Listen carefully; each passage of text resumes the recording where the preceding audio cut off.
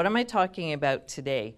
Today is, and that's why I came with a little trepidation, because I have given a very similar presentation and gone through these decision trees a number of times in a number of settings. But the focus of the trees and the intended audience of the trees is really the licensees and the long-term care home. For the purpose of today, I'm actually going to use that as synonymous, a long-term care home and the licensee. But as you know, the legislation all talks about the licensee as kind of the overriding body of whatever home that the licensee has. And so the decision trees are about the licensee's requirements to report abuse and neglect to the Ministry of Health and Long-Term Care. So it's quite a functional, operational kind of topic I'm dealing with today.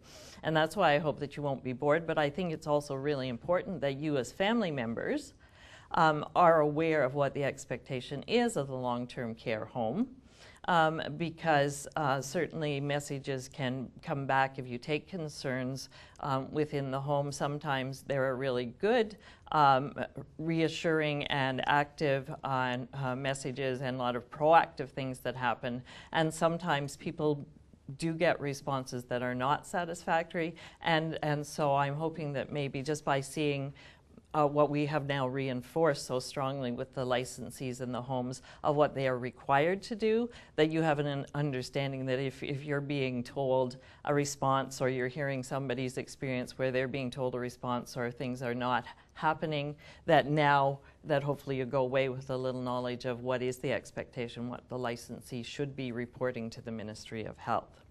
So, what am I going to talk about today? I'm going to talk a little bit about the background and development of the decision trees that are in your hand and that we'll walk through in some detail. I'm going to talk about an information package that was distributed to the long-term care sector and other interested parties. We're actually going to do a walk through the decision trees for licensee reporting, and even though they're not something that you as family members will use because you're not required, you're not on behalf of the licensee reporting things, but in fact what they really do is help put the definitions that are in the legislation about abuse and neglect, break it down a little into a logical progression of a series of questions to be walking through. And we're going to talk about how the decision trees were communicated and rolled out, and then the time for good feedback and questions. I have to say, in the job that I have at the ministry, what I really, really miss is that ability to interact on a regular basis, to know people who are really out there living the life. You know, to be talking more to the residents in the home and the staff in the home and the family members and the volunteers and the residents council folks. And so I really do miss that a lot. So just being here with real people who are living that life is a real honor for me today. So some background, and I'm now on slide 3. Well, I'm not. Now I'm on slide 3. So a little bit of background for you, that as you know, the new legislation, the Long-Term Care Home Act 2007 and its regulations, was implemented in July 2010. As you're well aware through media and through your own interest, and you wouldn't be here if you weren't interested in an advocate, that you're aware probably that there was a large increase at that time in the number of reports about abuse that long-term care homes sent to the Ministry of Health and Long-Term Care. Want to emphasize this was the intended effect. That's a large driver of the legislation, was to bring issues to the light that should be brought to the light, and that should, because we are the ministry and we're regulating body, that should be dealt with through some oversight. And so it was the intended effect, and no surprise that there was a large increase in the amount of abuse and neglect that was reported. However, now on slide 4, the pendulum started swinging the other way, in that many homes seem to be, and this is perfectly understandable because the legislation was in its infancy, and even now, two years later, I'd say we're past infancy, but I would still say legislation and its understanding is in its toddlerhood for all of us, And so homes started thinking, well, we need to report every time somebody breathes.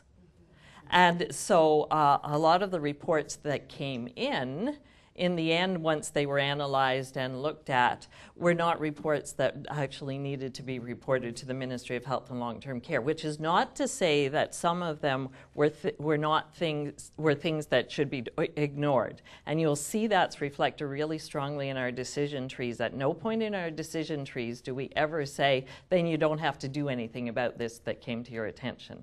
There is always the expectation that if something comes to the home's attention, that some attention is to be paid to it, to whatever degree that is needed. But the thing is, just in terms of the actual formal reporting that's required under the legislation, there were a large number of reports that really were not appropriate reporting. So homes certainly started reporting everything. So then what happened was that there was great confusion, and there was certainly confusion because new legislation, all legislative language is so complex. You know, why can we not write laws that are plain language, that everybody can understand, including the inspectors inspecting on them?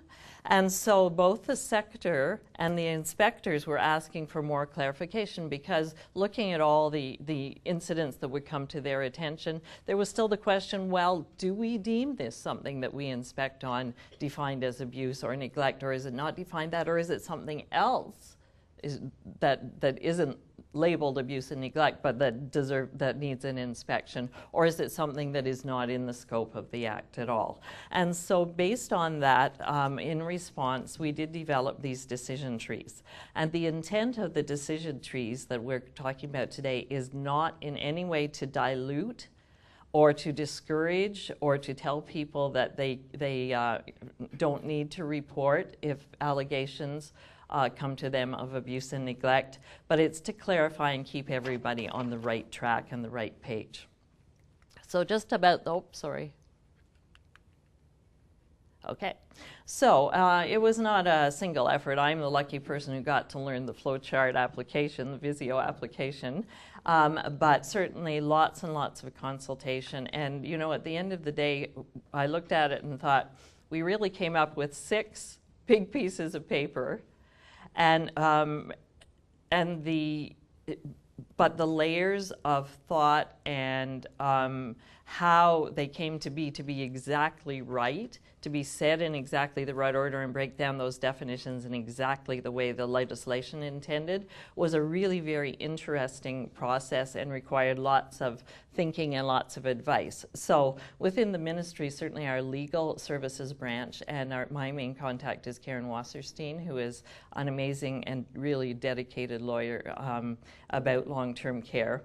And so, of course, everything was so totally vetted through legal, and you can imagine that kind of extended the process as well, but it has to be right. And we had inspector and manager focus groups that gave feedback with lots of the drafts along the way, and this is probably about draft 21, the final draft.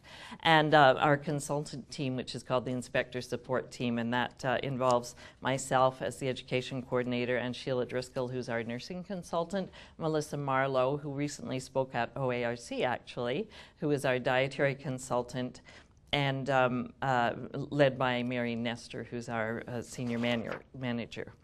But not just was it a little ministry cluster of folks who did that. We had help from police and justice representatives, and I really wanted to put their names in the slide deck, so I added that. Because there is some ongoing work as well.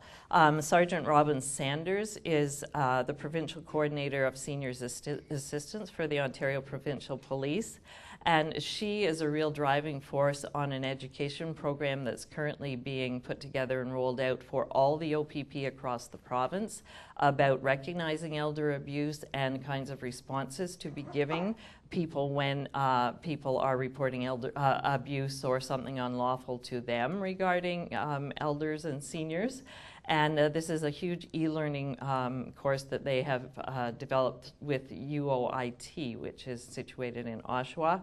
And it's going to be mandatory for all the OPP across the province. And also they're going to be really strongly encouraging regional police forces to be having their staff take this e-learning program as well. And we at the ministry also had a lot participation in this e-learning, and there are kind of talking head sections, and what they do are videos of scenarios and situations, and lots of stop and starts about what action would you take, and then kind of giving choices and going through, well, if you chose this action, this, if you chose this action, this. So it's a really great program, and it either has just rolled out or is going to be very soon. And Robin Sanders, I'll talk a little more when we get to the trees about where we did some actual collaboration that you will see in actual print on the decision trees. Tammy Rankin is actually a social worker that I met when I was a compliance advisor for the Durham Region Homes, probably about 10 years ago, and she was a social worker for the homes at that point. And in the meantime, she's become the elder abuse advisor for the whole region of Durham, and goes out, does a ton of speaking engagements, and she's a very engaging speaker about elder abuse and the link with the police and justice system. And she recently was awarded one of the Governor General's awards, I believe it was, for her work with elder abuse. And so she also had lots of input to the decision trees and the work we did, as well as Sergeant John Keating, who is the Senior Support Coordinator at Durham Regional Police, who is very passionate about elders and seniors. And certainly not least, very, very important part of the process was these were vetted, and lots of advice that we put into action from the LQIP Advisory Committee, which is a group that meets with the ministry on a regular basis, and especially regularly through compliance transformation, had a huge impact on how transformation was rolled out and the legislation as it was being written. And there are representatives from Family Council's program. So Lorraine, this is the table. Lorraine and I wave across at each other. And representatives from the Ontario Association of Residents Councils, from ACE, the Advocacy Centre for the Elderly, from Concerned Friends, and it's great to see Phyllis here today. From the sector associations, ONUS and OLTCA, Ontario Long-Term Care Physicians Group, which they are more recent comers to this table, but came because they really were interested and really volunteered to come, so we didn't have to go out soliciting them. So it was wonderful that Dr. Andrea Moser was so interested in being part of this advisory committee. And the committee also involves senior managers and consultants and SAO managers. Great discussion. That was most of a meeting, I recall, when we brought the earlier drafts of the decision trees. And the input was really, really great and very practical, and you will see evidence of that.